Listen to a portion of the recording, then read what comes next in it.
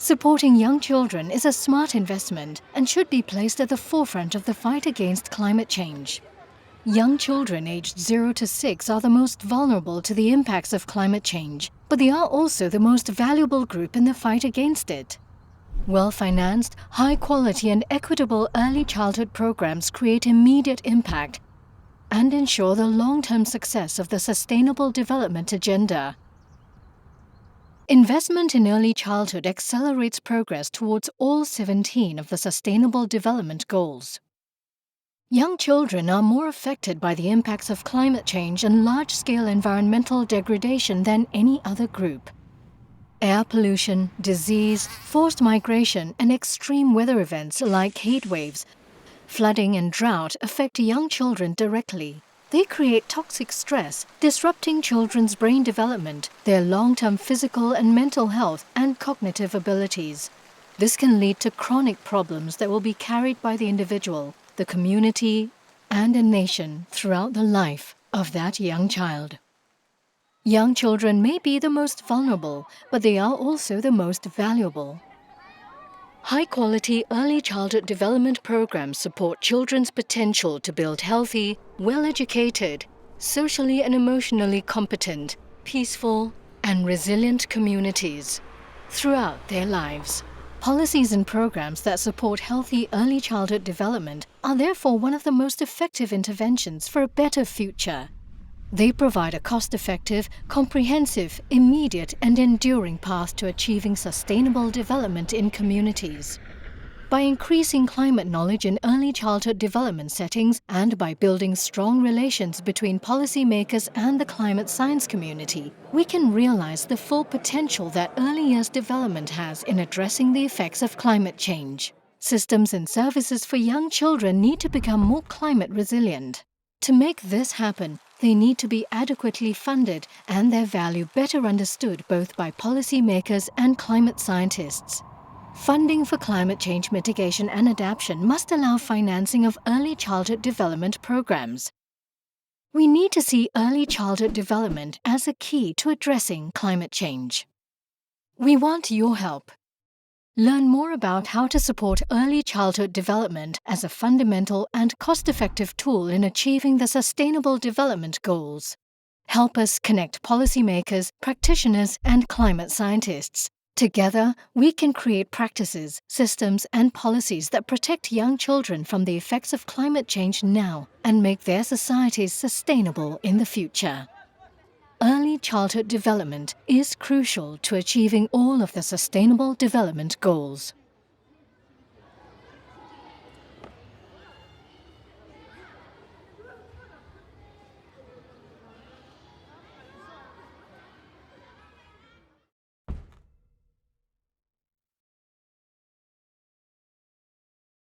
Welcome, everyone. On behalf of the webinar organizers, UNICEF Pacific, ARNEC, the Pacific Regional Council on ECD, the Pacific Island Forum, and Save the Children, I would like to welcome all partners and stakeholders participating in this webinar.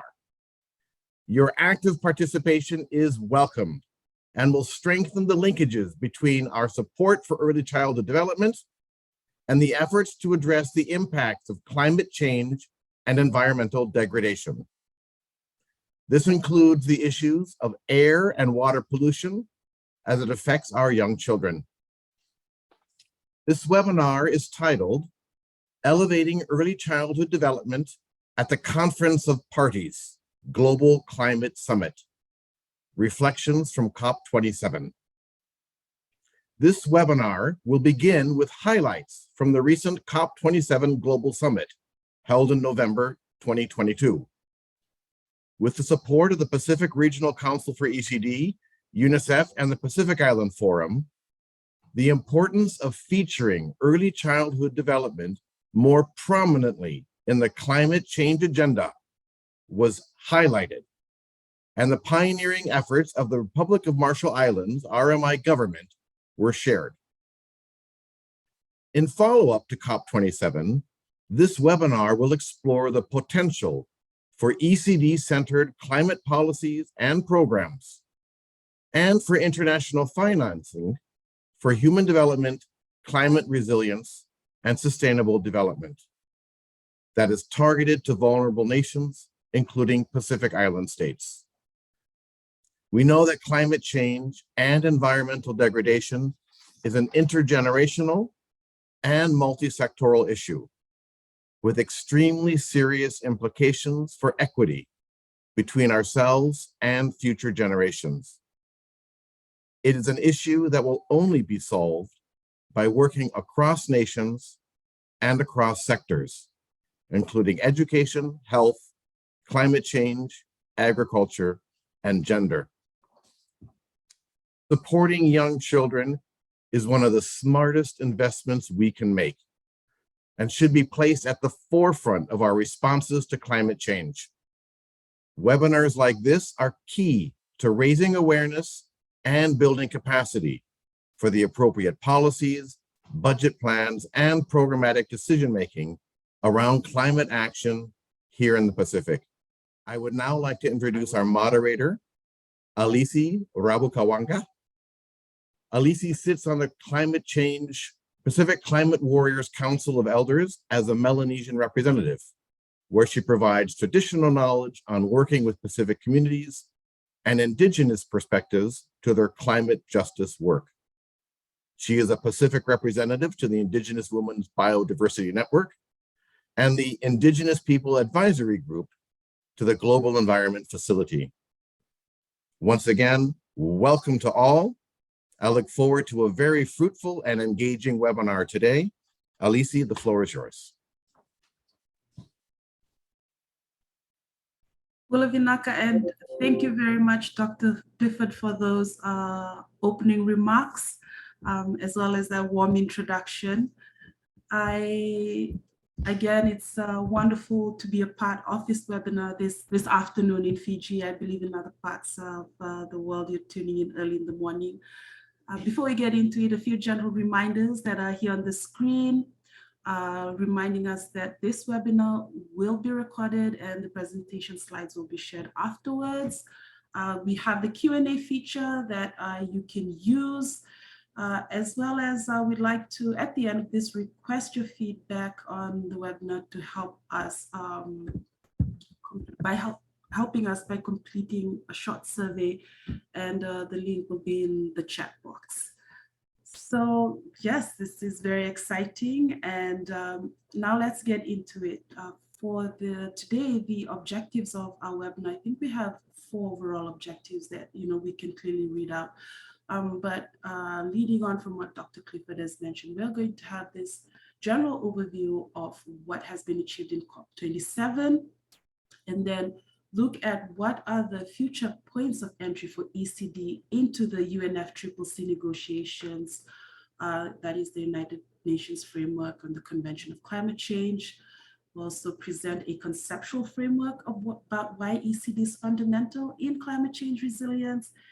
And next steps, as always, we always want to discuss the practical steps in moving forward, and in this instance, elevating ECD in the UNFCCC language.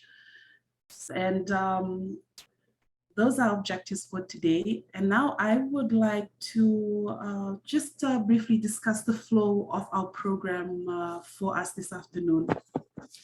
We have a power-packed panel, if I may say so personally myself, that will be speaking with us today. They are Dr. Adrián Cerezo, Ms. Melinia Nawadra from the Pacific Islands Forum Secretariat, Ms. Molly Helkena from the Kora Fund, a Women's Fund from RMI, as well as Dr. Sri Govind, who is a Climate Health Fellow at the Global Consortium of Climate and Health Education. And what I would like to ask is that as I call our speakers up in the order I've just read out, I will give a brief introduction of their bios so that all of us as listeners who are also going to be participating can fully appreciate the depth and wealth of experience that is coming into these discussions. And after I introduce each of our speakers, then I will ask them to come on and provide a presentation specifically in their areas of expertise, Once that is completed, we will go into panel discussions and Q&A. And as always, as I mentioned at the beginning with our reminders, once you start to have those questions, the cogs start clicking in your brain, please just start to put them into the chat box option that's there available. And then we will get into this Q&A discussions before we finally wrap this up. And we appreciate and recognize everyone's time as well. We have about an hour for this, and so we will be mindful as well to be respectful to keep within the time frame of this of the agenda this afternoon. Thank you very much. And so now I would like to introduce our first speaker, Dr. Adrián, who is a visiting researcher and child project fellow at the Yale Child Study Center and a senior research fellow at the University of Maine. His transdisciplinary work explores the fundamental role of ECD in the achievement of Sustainable Development Goals. Dr. Adrián has a PhD and ME of Science from Yale University with a focus on social ecology, child development, complex systems, and global policy, as well as 25 years of field experience in environment and community-based education. He currently serves as a senior advisor on early childhood development and climate change to the Asia Pacific Regional Network for Early Childhood, or ARNEC, as you'll be hearing throughout this session, UNICEF Pacific, and the Early Childhood Development Action Network. In November of 2022, he joined the delegation of the Republic of Marshall Islands at the United Nations Climate Change Conference, COP27, and we're very honored to have him share some of the insights from that. Thank you very much, Dr. Adrián. The floor is yours.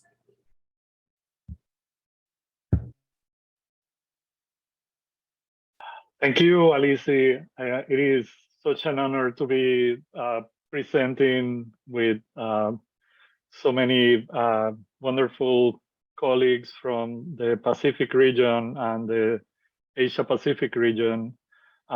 What I'm going to try to do is take the benefit of having the honor to be an ad hoc member of the Marshall Islands delegation in COP27 and do four key lessons learned from what was called by the Egyptian chair of the conference an implementation conference of the parties.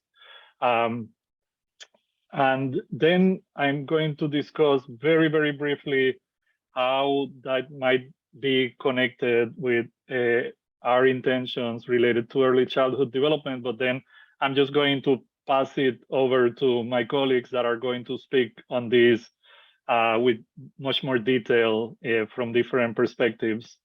So next slide, please. Before we get into the lessons or to the messages, the key results from COP27, I want to review for all of you that are newer to the topic of climate change negotiation, the three key threads or key tracks of negotiation in the climate negotiations. The first one is called the mitigation track, and that has to do with what do we do to reduce greenhouse gases in the atmosphere and avoid climate change or avoid increasing climate change, because at this point it's unavoidable, as has been pointed out by the International Panel on Climate Science. The second track is the adaptation track, and the adaptation track has to do with what do we do to avoid the impacts of climate change when climate change is inevitable. And then, as of this year, there is a third track called the track of loss and damage. And the track of loss and damage has to do with how do we deal with the inevitable impacts of climate change. So the first is how do we avoid climate change or reduce climate change? The second one is how do we avoid the impacts? And the third one is how do we address or how do we address inevitable impacts? Okay, next slide. So on the track of mitigation, I decided to use emojis to tell part of the story because I think they tell the story very well. This is pretty much how everybody was feeling at the end of COP27 regarding mitigation. There is a an international call for a target of not allowing the temperature to go above 1.5 degrees. There was nothing achieved at the COP27 in terms of commitments or actions in favor of that.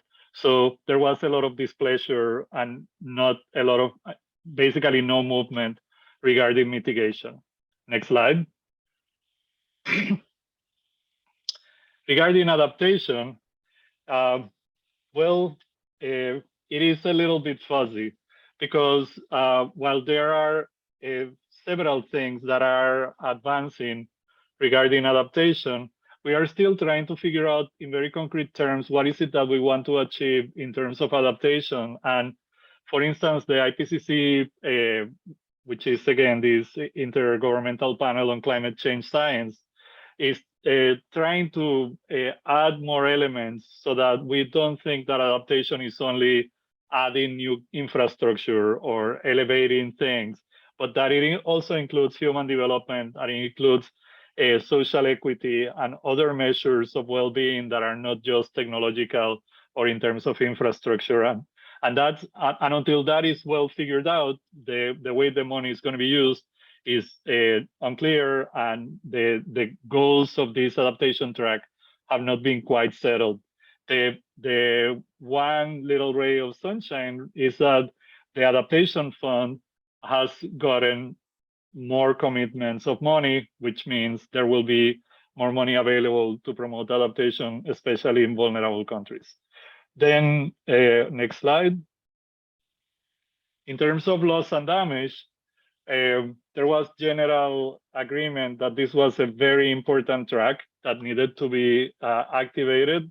There were steps towards this, but this is the first time in the history of the UNFCCC that it gets recognized as a full track of negotiation, and along with it, that financing systems have to be put together to support the addressing the loss and damage that are going to result from inevitable climate change, that are resulting from inevitable climate change because they are already happening. Next slide. But in the end, it is all, if it is to be an implementation COP, which it wasn't quite, but if any COP is going to be about implementation, they have to address the issue of financing. So I want to highlight two things that happen in terms of financing that are important for the COP and are important for us as we're thinking about ECD and climate change. Next. The first one, as I mentioned, is that now we have a call by the conference to put together a loss and damage fund. And so we are looking forward to knowing what are going to be the parameters of this fund and how it's going to be utilized. But it is going to be one more source of funding to address the impacts of climate change, which is very needed, becoming more and more needed by vulnerable countries. Next slide.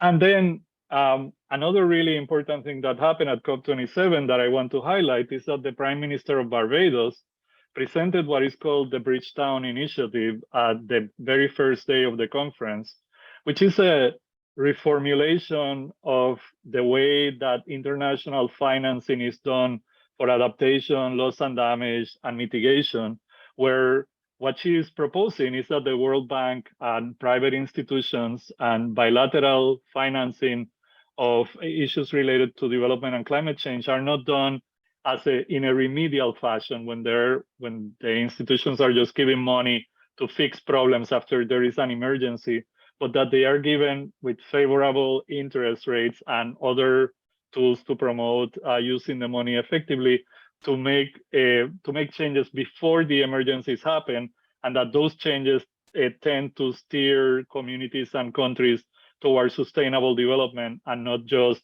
fix emergencies. This is something we really, really need to be mindful of as we're thinking about how ECD is connected to climate change. Next slide. Okay, so very, very quickly, in the end, what does this mean for early childhood development? And again, I'm just going to give you the beginning of the answer. The rest of the answer is going to come from my colleagues. Well, first of all, I want to remind you that we firmly believe that beyond the risk that climate change poses to young children, we believe that fiscal policies that invest in young children and their parents have a triple dividend of promoting human development, promoting climate resilience and adaptive capacity, and serving as a catalyst or a booster to sustainable development. So when we're thinking about what does this COP mean for early childhood development, well, from the perspective of vulnerability, the fact that there was no agreement and no movement in terms of mitigation, it means that we will keep advancing towards and probably surpassing that target of 1.5 degrees. And this is very dangerous for countries that are already experiencing the impacts of climate change. So it puts a lot of emphasis on adaptation and loss and damage, and adaptation and addressing emergencies and disasters to make sure that we create programs and supports for children, the youngest children and their families, so that they have the tools necessary to confront these emergencies that are heading their way, potential forced migration, potential hardships that are going to be related to climate change. The second part, which is to me the most important and the most important thing that we can bring to the conference, is that we really need to keep bringing the message that when we do early childhood development well, we are promoting mitigation, we are promoting sustainable development, and it is a very effective, very cost-effective way of achieving the sustainable development goals, of achieving the sustainability goals like Agenda 2050 for the Pacific region, and national goals in sustainable development that lead to mitigation in every country in the world, because that is the way that that is perhaps the one way that early childhood development programs can contribute to the third track in the climate negotiation, which is the track of mitigation and reducing the greenhouse gases in the atmosphere. And we have tools to do it. We just have to put them in front of the climate negotiators and the environmental policymakers and the sustainable development policymakers so that they understand that this is a priority. We are a fundamental cross-cutting area that needs to be financed in order to achieve the future we want. And I will stop here. Thank you very much. I'm looking forward to hearing from my colleagues and hearing your questions. Thank you very much, Dr. Adrián, and thank you for giving that very clear global perspective on climate change. And now, next, I would like to introduce Ms. Melinia Nawadra, who is the Pacific Islands Forum Social Inclusion Advisor. She is the PIFS Social Policy Team Leader and Social Inclusion Advisor and has worked in international development for the past 20 years on social development issues. She has a master's degree in applied anthropology and participatory development from the Australian National University. And her favorite role, and one that gives her the best and most challenging experience, is being mother to her 2 children. And I'd like to now welcome Ms. Melinia to give her remarks. Bula binaka, everybody, and binakawalebu Alisi for that introduction. Greetings from the Secretariat and from the Blue Pacific continent. So this afternoon, just wanted to give you a bit of background in terms of the connection between ECD and climate change from a regional Pacific perspective.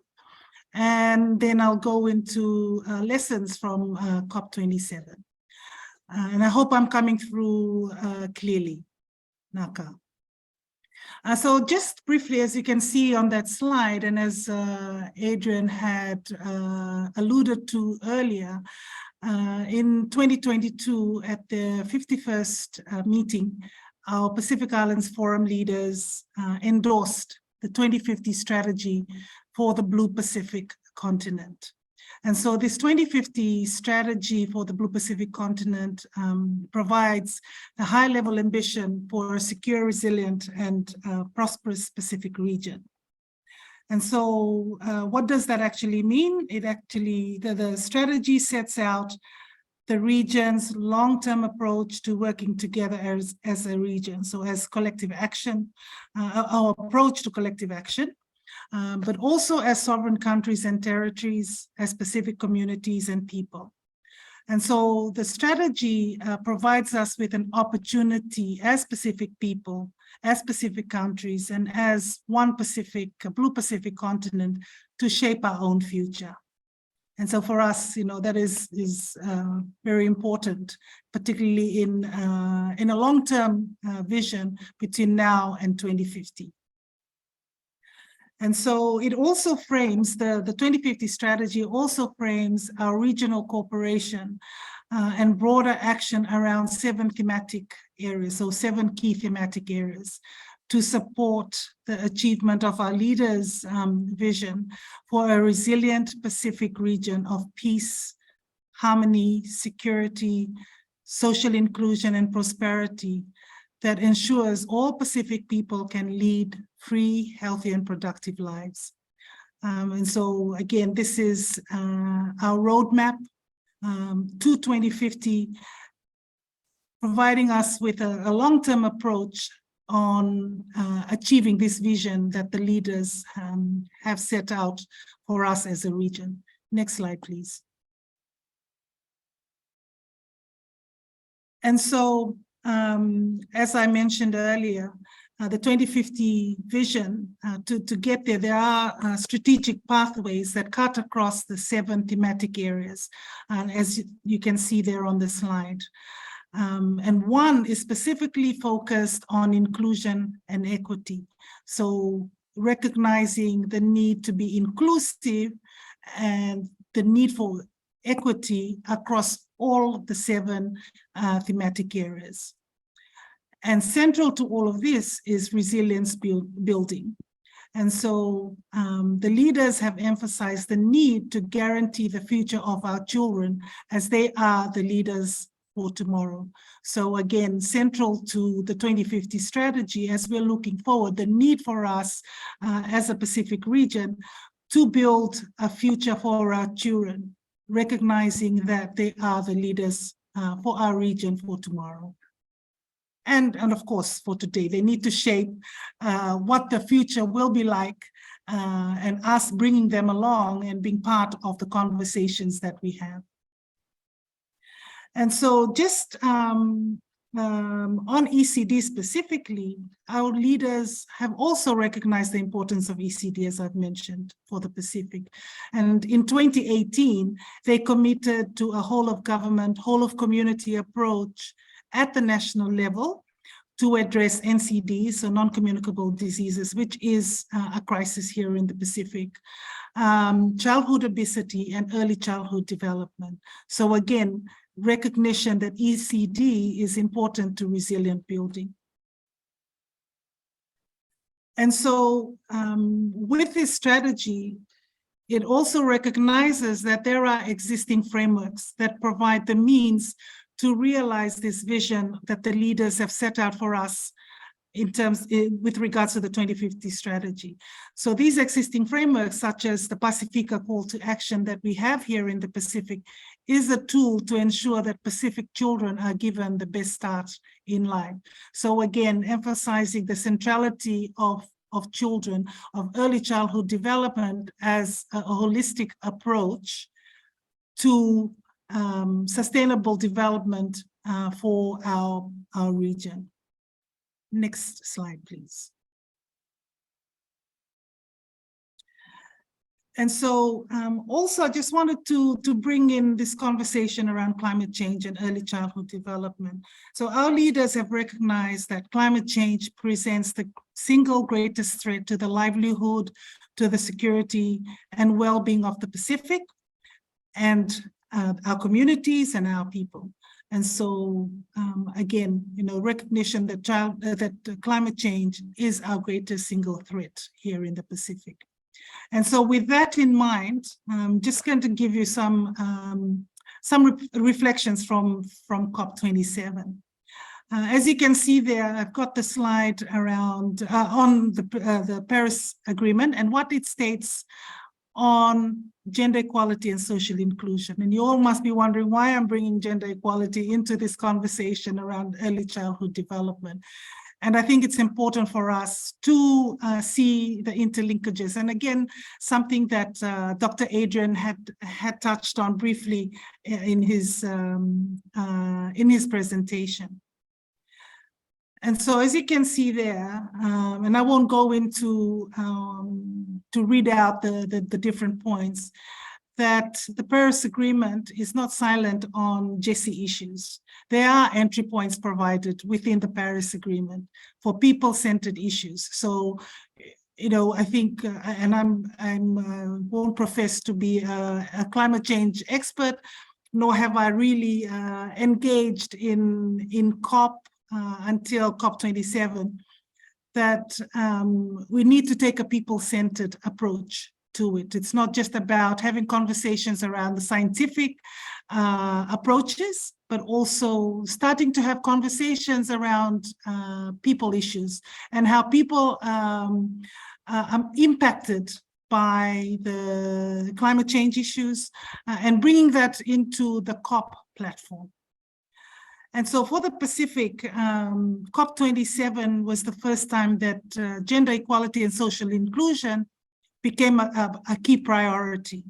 And this was, in my mind, due to two reasons. One is the Commission on the Status of Women, 66th session of the Commission on the Status of Women, which was last year, focused on climate change. And so what we did was bring in the gender conversation, take the gender conversation into the preparatory work for COP as part of the post-CSW actions. And so for us, that was an entry point. So again, looking at entry points on how we could introduce people-centered conversation into climate discussions, which can be quite scientific. And so for us, using the CSW 66 agreed conclusions or outcomes as an entry point. And secondly, and most importantly as well, last year we introduced the Pacific Political Climate Champion for Gender Equality, Social Inclusion and Adaptation. And we had the Honorable Esamona Sharon Ainuu, the Minister for Natural Resources, Niue, as the political champion. And so with CSW, particularly as I mentioned, it was an opportunity to progress key issues and bringing up as part of the preparatory work leading up to COP, but also at COP, gender equality discussions. And so in saying that, it also provides an opportunity or an entry point for ECD discussion. So building on gender equality conversations and linking the ECD into into those conversations. So taking a people-centered approach to climate change and placing people at the center of any action, whatever action that may be. In terms of the political champion, having a political champion focused on gender equality and social inclusion is an opportunity to raise the profile of gender equality and social inclusion issues at COP. And I think that is a very important entry point that we need to make the most of. And so given that we have a minister and someone that's been endorsed by the region to create visibility, to advocate on GESI issues at COP platforms and climate change platforms is an opportunity for us to not miss. And in saying that, there are also other political champions for key priorities for the Pacific. So we have loss and damage political champion, we have a climate finance political champion, ocean climate nexus political champion, environmental integrity political champion. And so again, with someone at the political level advocating for GESI issues, not just as a standalone, but integrating it with all of the other priority areas is quite important, and an entry point for us here in the Pacific to make the most of. And just to end, some key takeaways that I got from COP27, and again, as I mentioned, this was the first time that we as a region participated or engaged at COP and taking to COP GESI issues. And so, you know, as I stated before, the Paris Agreement is quite clear. And so there is an entry point there. The preamble recognizes that when taking action, need to recognize the rights of vulnerable communities, including children. And so there is an entry point there. And it's about taking that entry point and taking it into the negotiation room to ensure that you know, children's issues, ECD issues are in there. And that's not just for the Pacific, but I suppose us as a global community or as a community working on ECD to think about. And secondly, as I've said, GESI champion, it's an opportunity for us to advocate for ECD as part of the work that we do in terms of COP and also ECD. And thirdly, around interlinking, I think it's important for us to interlink, look at the other priority areas and see how ECD can be part of the conversation in those areas. So it can be part of the conversations around climate finance, can be part of the conversation around mitigation, around loss and damage. And also with and as Adrián alluded to, climate finance, how can the climate finance, the opportunities presented by the climate funding that's been announced to fund some of the social issues, you know, with education, curriculum development, with health, with ECD issues, so that you know, it becomes part and parcel of this, of addressing the climate change issue and taking a more holistic approach and a people-centered approach to climate change. And on that note, thank you again, Melinia, for that wonderful presentation. And I think one of the key things for me is when you were speaking, thinking about how in the conversation of the child, of course, the mother is also a close part of that conversation, and how we weave all of these things together. And to our participants this afternoon, you know, we have heard from Dr. Adrián talk about at the global space, adaptation, mitigation, loss and damage, and the financing mechanism through loss and damage to ensure that ECD is on the agendas, or the children included.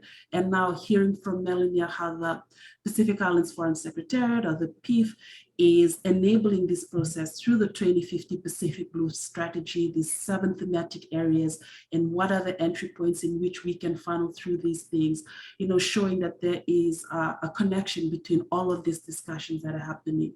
And now as we continue with our webinar, I think it's only right that you know, as I introduce our next speaker, I also acknowledge the pioneering leadership of the Republic of the Marshall Islands and the government in support of our Pacific Regional Council for ECD, UNICEF, and the Pacific Islands Foreign Secretariat in interweaving ECD and climate change policy and really spearheading this work for us.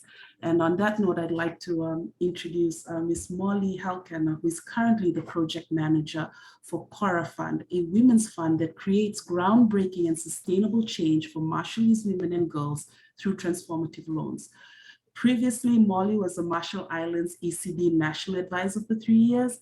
Prior to that, she was an assistant secretary for the Ministry of Internal Affairs for 8 years and has also supported several policies and legislative reviews and reforms relating to social development, including CRC legislative review and RMI national ECD policy. And it's such an honor to have her share about the work that is happening in country. And I now give the floor to thank you. Umaltada moderator, and a very warm greetings of Yahweh from the Republic of the Marshall Islands to each and every one of you. I take this opportunity to thank the organizing committee for extending the invitation for RMI to participate in this important session to share recent achievements, progress, and way forward. The government of the Republic of the Marshall Islands is committed to creating an enabling environment for all our youngest children to achieve optimal development.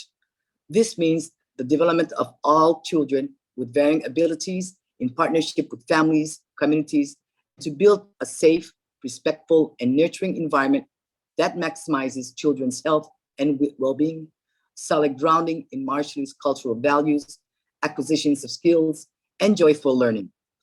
The commitment has been articulated in our National Strategic Plan 2020-2030, which calls for the improvement of a holistic early childhood development as a strategic policy objective in the social development sector. Ladies and gentlemen, in addition to our country joined the United Nations in September 1991 and recognizes the Universal Declaration on Human Rights. Shortly after that, our country committed to the rights of the child by becoming a party to the convention in 1993.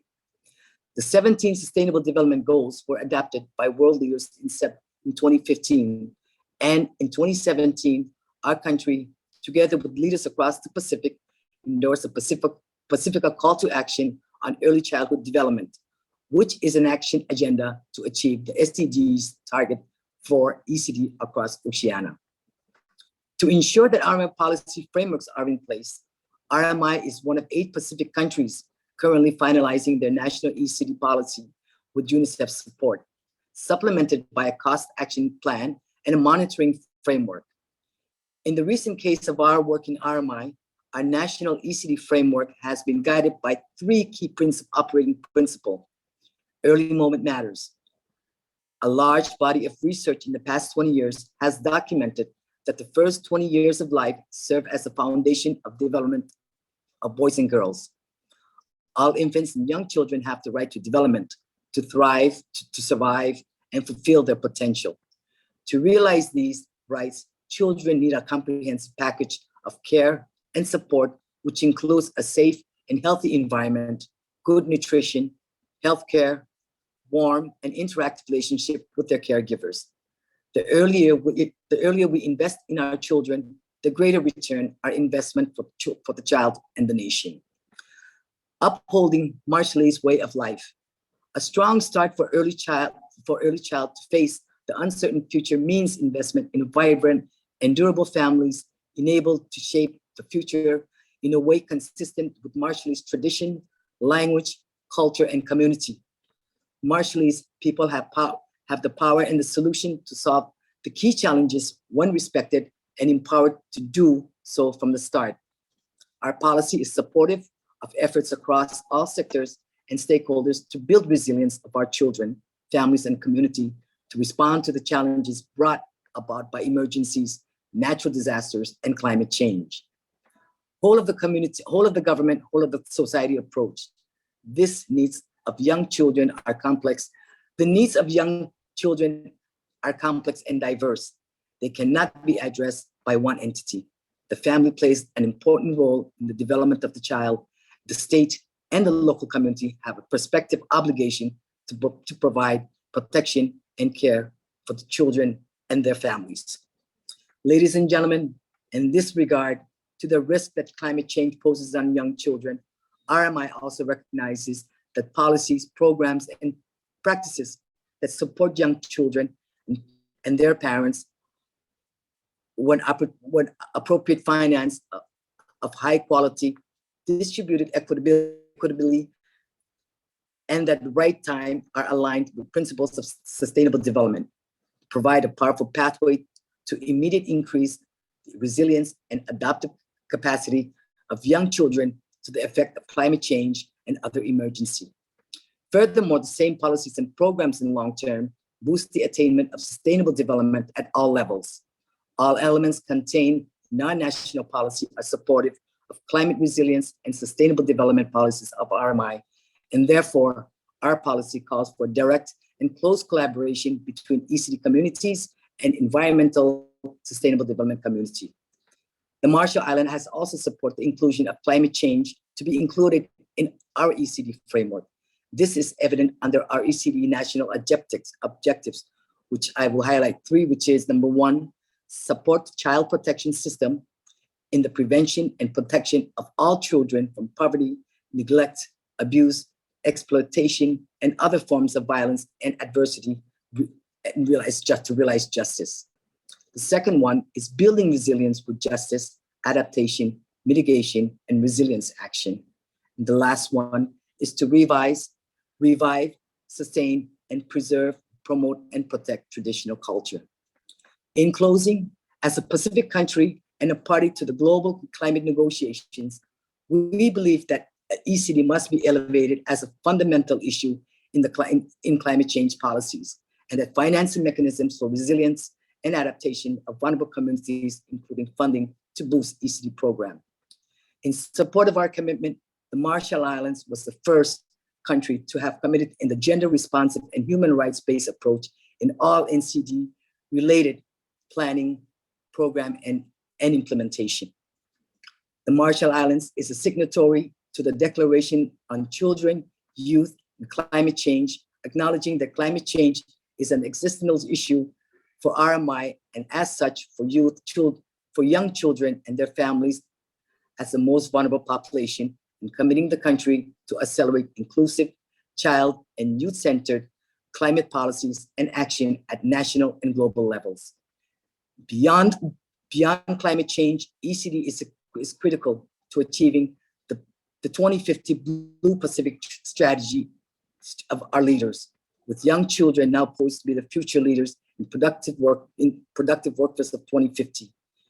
ECD investments have long-term positive concurrent impact in boosting the achievement of sustainable development goals, and in doing so, also support climate change efforts. As we continue to find entry points for ECD at the UNFCCC, we invite member countries, development partners, NGOs, and youth, and so forth, to elevate the topic of early childhood development as a fundamental piece of climate change resilience and adaptation puzzle, the needs of vulnerable countries, and making investment in human development that provide return in resilience, adaptation, and protection. Thank you very much. Thank you very much, Ms. Martin. That really was a perfect presentation, and I continue to admire RMI's leadership, not only in just the climate space, but now weaving in ECD as well.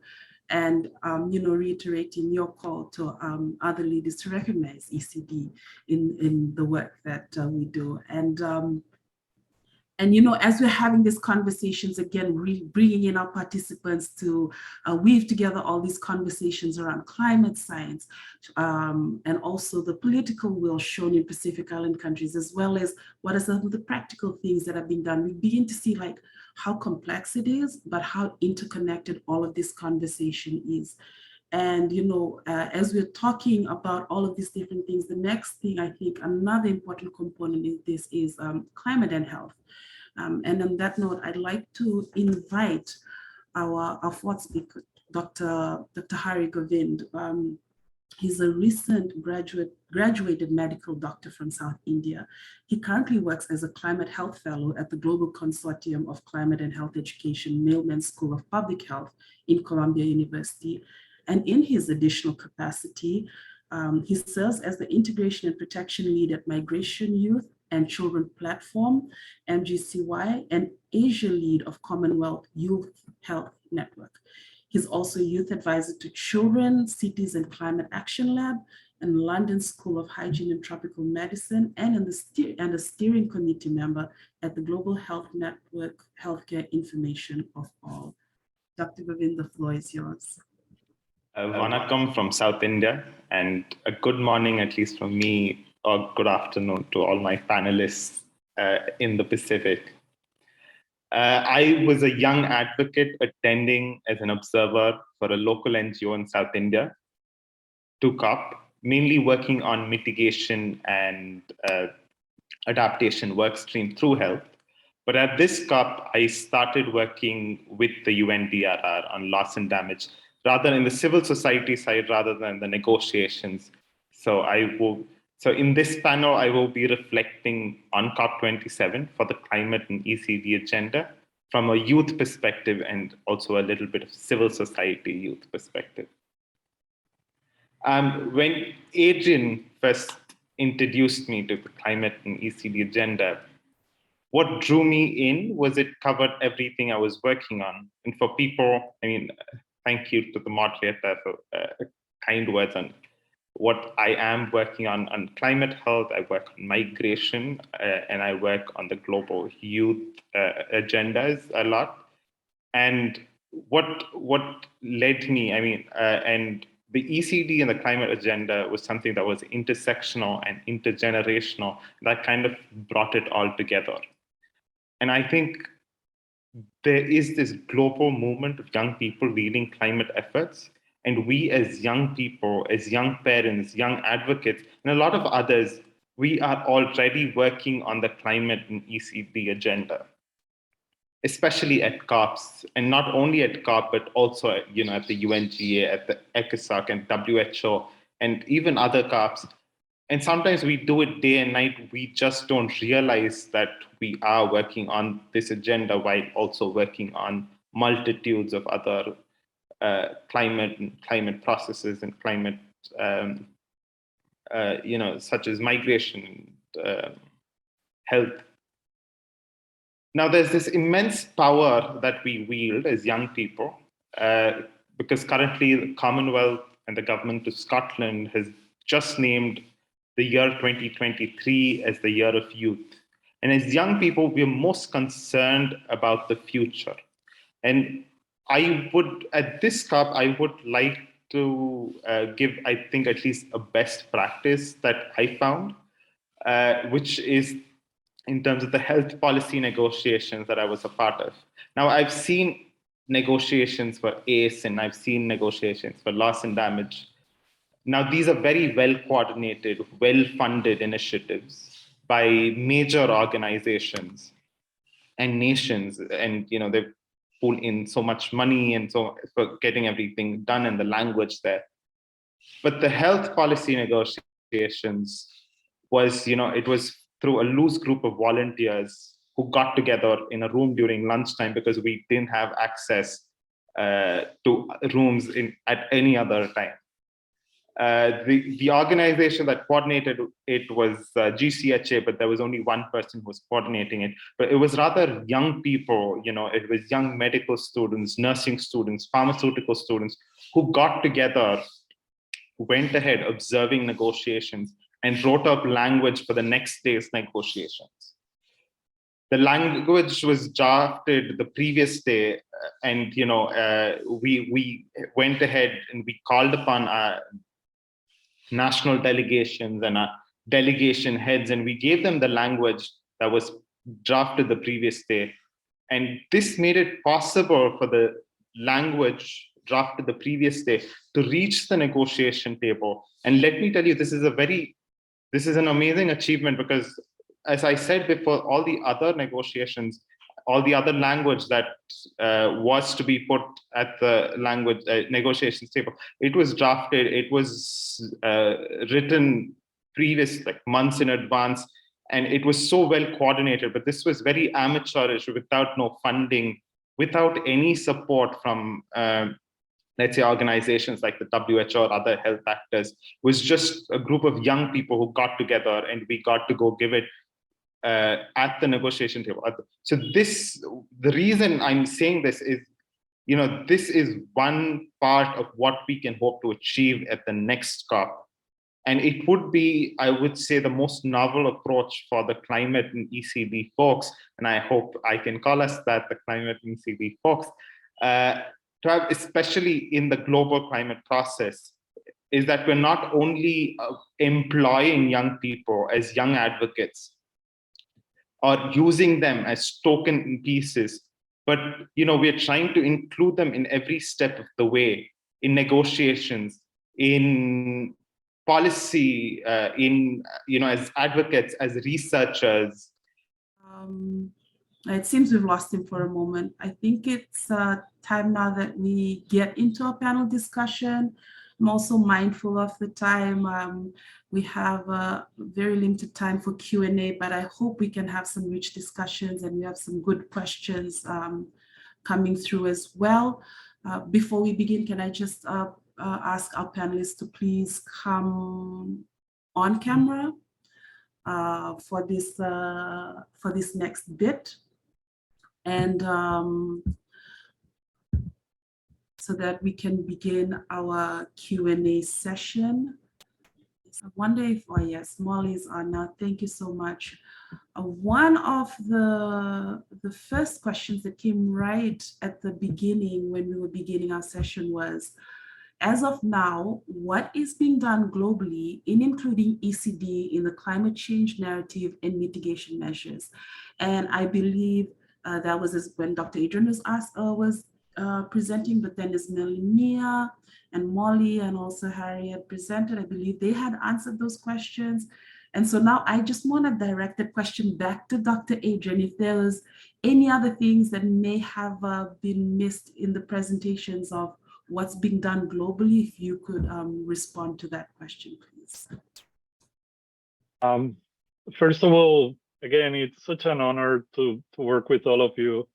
I come from the Caribbean, another group of islands, and the more I work in the Pacific, the more I feel like home, and it's mostly because you're all so great.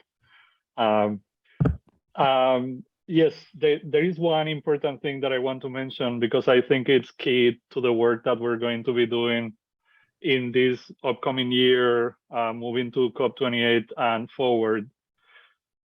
Early childhood development, we all intuitively understand how important early childhood development is.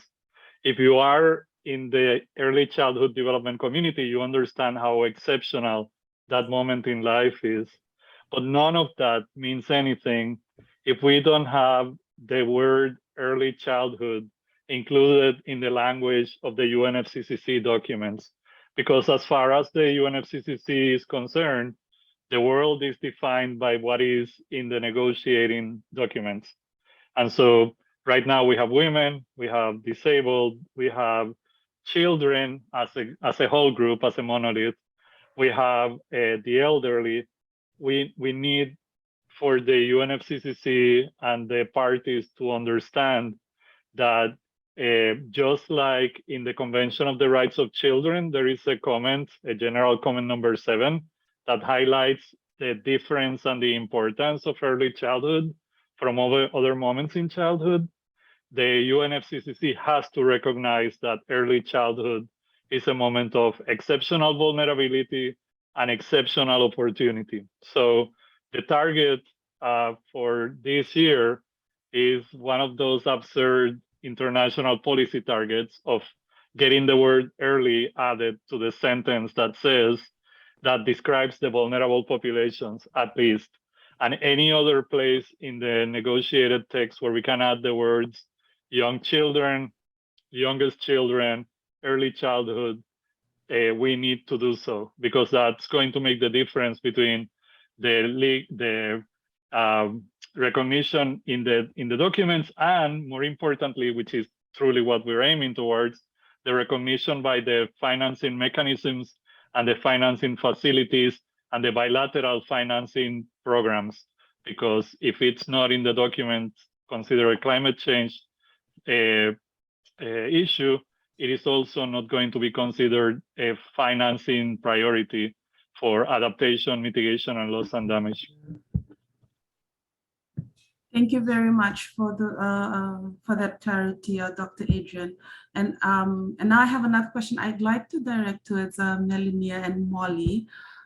Just continuing from this discussion, what can countries and regions do to continue elevating ECD as a fundamental tool to address climate change, ahead of having a stronger position for ECD in COP28. And I want to tag in another question that just popped up.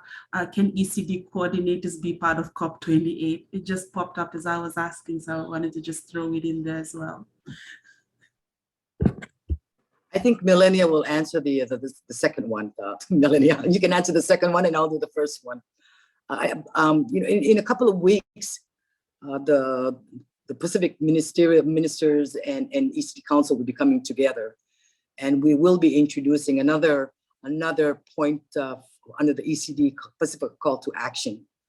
That is the best base for the Pacific Ministers and the Council to advocate and make sure that we have the 10-point, which is climate change, under the ECD Pacific Call to Action. And that is something that RMI will be taking that into consideration and be a strong advocate while during the meeting in a couple of weeks in Fiji. Kumol. Naka Molly and Vinaka Alisi, just to add to Molly's response to question one, as I had presented, we have the Pacific political climate champions. And the fact that we have one on gender equality and social inclusion is an entry point for ECD to be part of the conversation, for the Pacific to raise the profile of ECD within the climate change COP discussions. And so one of the things that we as a secretariat to our member countries are doing is working with the minister, the political champion, to socialize with her that it's not just gender equality, but the social inclusion side of things also include children, younger children, as Dr. Adrián emphasizes all the time. Also, our children with disabilities, our persons with disabilities, to be part of the conversation, our young people. And so taking a more holistic approach. And for us in the Pacific, our leaders have recognized in their decision in 2018 the need to take a holistic approach, a whole of government, whole of community approach to early childhood development. And so utilizing that as a way to link ECD conversation at the national level to climate conversations that are being had, health conversations that are being had. So then it becomes part and parcel of the work that they do in these spaces. With regards to the second question on how can ECD coordinators be part of COP28, I think this is something that can be taken up at the national level. And I think it is important as national coordinators to link up with your climate change colleagues and emphasize with them the importance of bringing ECD into the work that they do at the national level. For us here at the regional level, we as in the Pacific Islands Forum Secretariat are part of one CROP team that leads the support that is provided to our member countries in the preparation to COP. And so as part of that, one of our roles, or my role, is to advocate for social issues, to be part of those conversations. And so we're working very closely to bring in gender equality, to bring in ECD into the preparatory work that we provide to our member countries as they prepare for COP. I hope that responds to the questions, Vinaka. If I may add something, this is really important because part of the answer to that question is you, Alisi. The fact that you are facilitating this webinar and that you are a climate scientist is a key piece of the puzzle. And one of the things that I want to acknowledge about this great new action point number 10 that UNICEF is promoting for the Pacific Forum on Early Childhood Development is that we believe that the best work is going to come from creating these interdisciplinary collaborations between the ECD community and the climate and environmental and sustainable development community. And we have been very purposefully inviting and creating relationships and building collaborations with communities of knowledge that didn't used to talk to each other. And now are little by little. Hari is another example. He's a health expert and a climate expert and a youth leader that is coming into the field of early childhood. And I think the path forward to getting ourselves included and recognized by the UNFCCC comes from making more friends in other areas of environmental policy, climate policy, and sustainability policy, because these are people like you, Alisi, are the people that really understand the climate negotiations well and can really see where we fit in that frame. Thank you so much, Dr. Adrián. And we had another question that was really around collaboration. How can the ECD community, environment, climate, and sustainable development community come together? And I believe just in the last few minutes, we have really answered that question well. And I also noticed in the webinar chat amongst participants as well, also answering the questions and having so many good discussions there. And that's really exciting, showing the appetite there is to progress this work and progress it in practical ways that are being shared right now. And, again, as moderator, mindful of the time, I know we're a few minutes past the top of the hour. And at this point, I would just like to thank all of our panelists for engaging and your time with us. Just to wrap us up for this, I want to just let us, remind us that this is the end of this webinar, but it's not the end of the work. It'll always continue after this. So after we log out from here, we go back to our countries, we go back to our organizations, we continue to work, and we find the places where we intersect and continue to weave this map together. And on that note, I would like to thank us all again. And I would now like to invite Dr. Sheldon Shaeffer for the closing remarks for our session today. Thank you very much. I just want to go off script for a moment and talk about an experience I had a couple of months ago at the World Conference of Early Childhood Care and Education organized by UNESCO in Tashkent, Uzbekistan. I was on the drafting committee of the final declaration. The original draft of 10 pages never mentioned climate change nor COVID-19.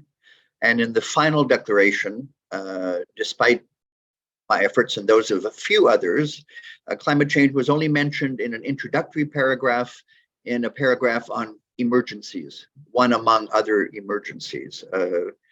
Very disappointing. Most of the drafting committee were member states and were not terribly interested in focusing on climate change. So there's work to be done. Let me now close. Esteemed webinar hosts, speakers, and participants, I would first like to applaud the excellent presentations we have heard today. They were truly both insightful as to the challenges we face and inspiring as to what can be done to face them. I especially wish to thank the Pacific Regional Council for ECD for co-organizing this webinar with ARNEC, and UNICEF Pacific for serving so ably as the Secretariat of the Council. I'd like to highlight two key takeaways from today's dialogue. First, young children are the most vulnerable, as we've heard, to the impacts of climate change and environmental degradation, but they are also the most valuable in the fight against it. Supporting young children is a smart investment and should be placed at the forefront of climate resilience action. Second, it is important for the ECD sector to promote continuing interdisciplinary collaboration among ECD and climate stakeholders to ensure that ECD is at the center of climate discourse, going back to the issue of the conference in Uzbekistan, and the climate funding mechanisms are available to finance needed ECD programs.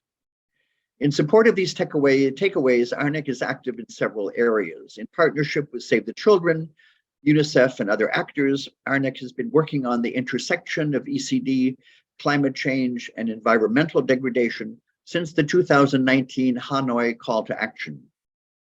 which launched an initiative to strengthen knowledge, evidence, policies, and strategies in order to support clean, safe, and sustainable environments for young children. The aim of this initiative is to mobilize ECD, climate change, and environmental policymakers, policy leaders, young professionals, and communities, schools, parents, and caregivers to enable ECD systems and services for young children, especially for vulnerable young children in their first 1,000 days, to become more climate resilient, increase their adaptive capacity, and strengthen the movement towards sustainable development. ARNEC has also recently launched a scoping study, the first comprehensive study of its kind, led by the University of Wollongong Early Start Australia, titled Most Vulnerable to Most Valuable, a coping study to put young children at the heart of climate actions and environmental protection. It shares both evidence from the Asia-Pacific region and insights from experts and partners around the world to explore the deep interlinkages among climate change, the environment, and early childhood development. The scoping study, which highlights the work of the Pacific Regional Forum, among other actors, articulates how the long-term process of climate adaptation and that larger agenda of sustainable development are undermined when early childhood development is overlooked, and presents recommendations to chart a path for immediate and medium-term actions. In 2023, ARNEC will continue to work towards this aim by taking forward the findings from the scoping study and developing a regional roadmap and advocacy campaigns on climate-sensitive ECD and resilience building. This will include prioritizing actions at all levels and consulting with different sectors and stakeholders in the region. We are excited to collaborate with all of you on this work, so please keep checking the ARNEC website, make use of the resources available, and sign up for the various learning events being offered. Finally, our commitment to collaborating with PRC for ECD. With the ever more urgent issues of climate change and environmental degradation emerging from COP27, with the launch of ARNEC's coping study, the pioneering leadership of the Republic of Marshall Islands, and the support of the PRC for ECD, UNICEF, and the Pacific Islands Forum Secretariat, now is the time to ensure that we all work together at national, regional, and global levels to move forward this agenda. We are especially excited to take part in and benefit from the outcomes of the upcoming Pacific Regional Forum for ECD this March. Beyond this, ARNEC is committed to work with PRC for ECD and other partners in the region by carrying out collaborative initiatives, continuing to spotlight the innovative work being done in the region, and strategizing together for COP28. Thank you, but first, just a few final notes. The recording and webinar documentation for today will be sent out next week to you all. Please share widely. A final thanks to all the participants, presenters, and speakers. I hope there will be a next time soon. Thank you.